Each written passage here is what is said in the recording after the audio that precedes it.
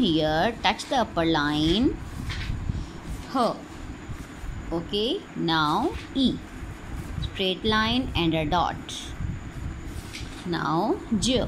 Okay, how to write J? A straight line, just touch the lower line and move upward. J. Now a straight line, touch the center like this, curve. A straight line, L. Okay students, now check this, how to write more.